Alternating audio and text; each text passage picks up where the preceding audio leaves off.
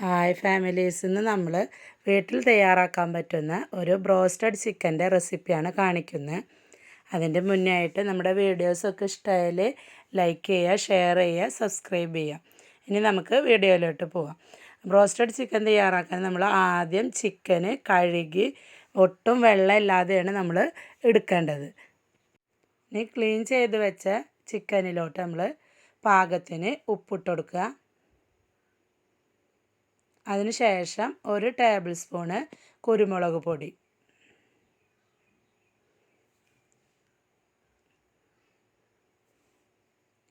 അര ടീസ്പൂണ് മുളക് പൊടി, പിന്നെ നമ്മൾ ഇടുന്നത് ഒറിഗാനോ പൗഡറാണ്. അത് നമുക്ക് സൂപ്പർ മാർക്കറ്റിലൊക്കെ മേടിക്കാൻ കിട്ടും. അത് 1 ടീസ്പൂണ് ഒറിഗാനോ പൗഡർ ഇട്ട് കൊടുക്കുക. ഏകദേശം 1 ടേബിൾ സ്പൂണ് വിനാഗിരി, പിന്നെ ഇഞ്ചി വെളുത്തുള്ളി പേസ്റ്റ് നന്നായിട്ട് അരച്ചെടുത്തത് 1 ടേബിൾ സ്പൂണ് ഇട്ട് ഇതെല്ലാം ഇട്ട് എന്ത് ചെയ്യുക, നമുക്ക് മിക്സ് ചെയ്തെടുക്കാം. ഇത് മിക്സ് ചെയ്തിട്ട് 1 മണിക്കൂർ നമ്മൾ ഫ്രിഡ്ജിലോ അതോ പുറത്തായിട്ട് നമുക്ക് ഇത് റെസ്റ്റ് ചെയ്യാൻ വെക്കണം. ഇനി ബ്രോസ്റ്റഡ് ചിക്കനിലേക്ക് വേണ്ട അടുത്ത ഇൻഗ്രീഡിയൻസ് തയ്യാറാക്കാം. അതിന് 1.5 ഗ്ലാസ് മൈദ,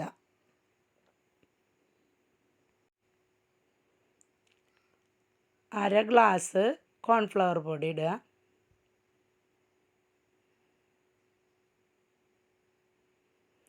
1/2 ടേബിൾ സ്പൂണ് കുരുമുളക് പൊടി, 1/2 ടേബിൾ സ്പൂണ് ഒറിഗാനോ പൗഡർ,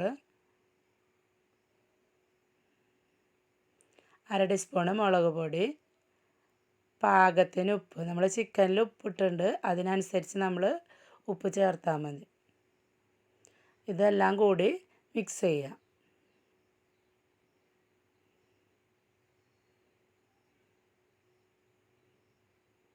ഇത് മിക്സ് ചെയ്തതിന് ശേഷം നമുക്കിത് മാറ്റി വെച്ചിട്ട് അടുത്തതായിട്ട് നമുക്ക് 3 കോഴിമുട്ട പൊട്ടിച്ചതിന് ശേഷം അതിലേക്ക് നമുക്ക് ഈ മിക്സ് മൈദയുടെ മിക്സ് ചേർത്ത് നമുക്ക് ഒന്ന് മിക്സ് ചെയ്തെടുക്കാം.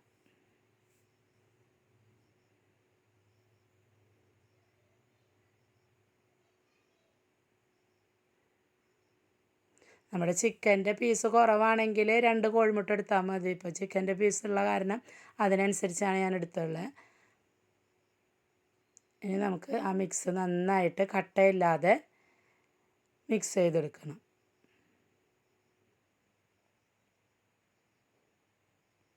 മിക്സ് ഇവിടെ റെഡി ആയിട്ടുണ്ട്.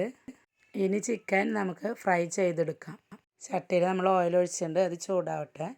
ഇനി ചിക്കൻ്റെ ഓരോ പീസ് എടുത്തിട്ട് മൈദ മിക്സിയിൽ നമ്മൾ സ്പ്രെഡ് ചെയ്യുക.